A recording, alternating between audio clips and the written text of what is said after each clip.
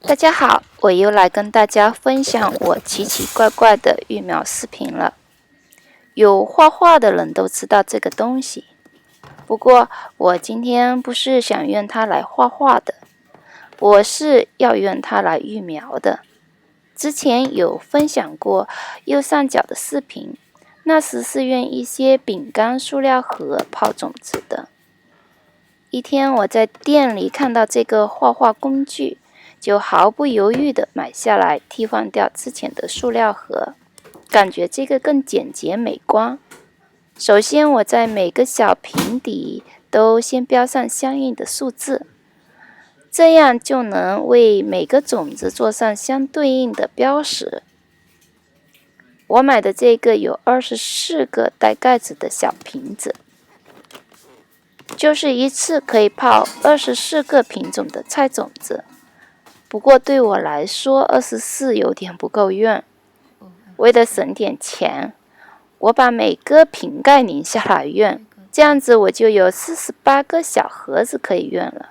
播种的种子也是用之前视频里分享过的老方法，数着种子种。这样子的好处是避免每个品种的菜育苗太多，所以我特别明确自己哪个品种的菜多种，哪个要少种一点。这里就是我把24个小瓶子变成48个小盒子的效果。底下这层就是瓶子的瓶盖。我有泡种子的习惯，当然泡种子之前，我有一件特别重要的事情要先做好，那就是园里的花盆和土都要先准备就绪，这样苗一出来我就可以直接种了。不是种花盆的朋友，那就要提前把菜地整理好备用。这么多花盆是不是有点壮观呀？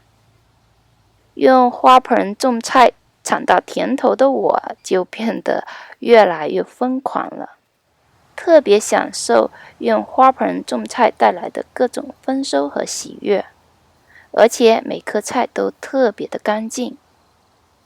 我这个花盆是统一型号的，这样比较容易整理。泡种子时水不用太多，所有的种子都能泡到水就行了。种子泡上后，新鲜健康的叶菜种子大多数2-3天就会发芽了，有的甚至1个晚上就会出芽。种子只需露出小白芽就可以播种了。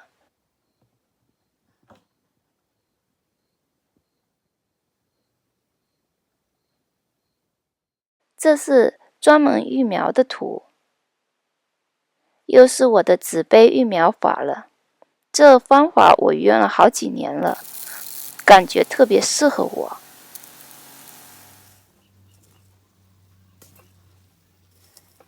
也越来越有心得了。现在我会用一个小盆先蓄上水，然后把装满育苗土的纸杯放在上面。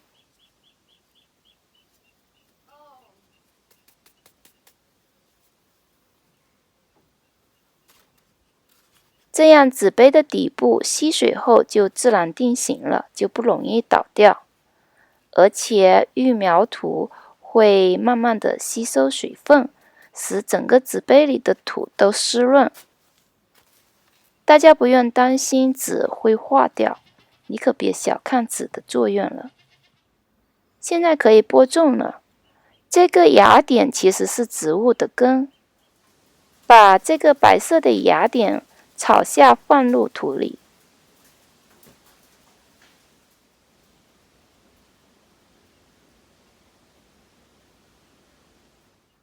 然后再浇几滴水就可以了。之前我是用一些纸盒或盘子来装育苗纸杯的，现在用多年了，就慢慢的想出这个更好的办法。现在我用这个废旧的塑料大盘弄了个集中营，量好自己想要的每个格的尺寸，钻上孔。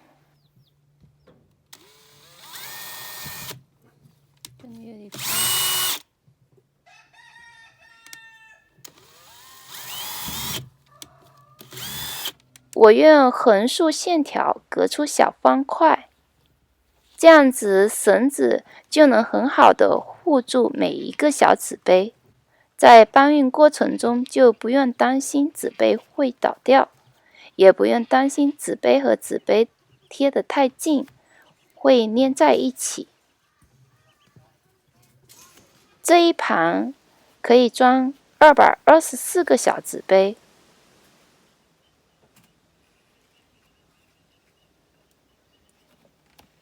剧烈的晃动，纸杯都不会倒的。小纸杯育苗的一个好处是操作起来占用的地方小，晚上空闲时在屋内都可以操作。我育了2大盘，每盘224颗小苗，这长大后就是448颗美味的食物了。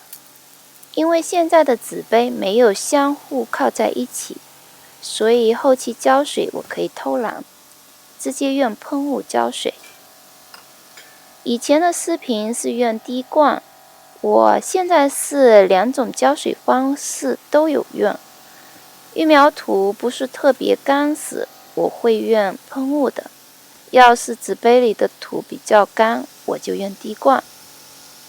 因为种子是已经发了芽了才种下去的，所以隔1-2天就能看到菜苗已经冒头了，特别的奇妙。当然也要取决于大家所在的地区的气候温度。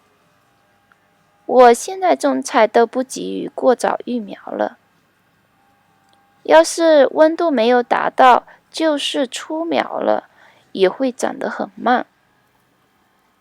我要是有空，苗一冒头，我就可以把它们种到园里的花盆里了。苗出来后，要观察每棵苗的健康程度，把不健康的苗早早淘汰掉。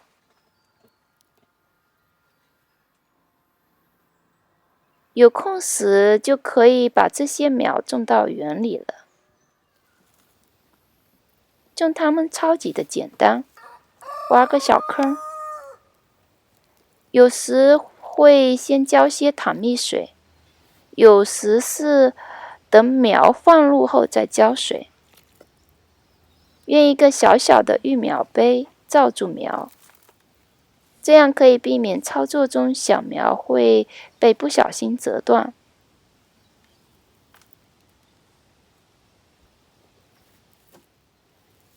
种好后盖些干草就好了。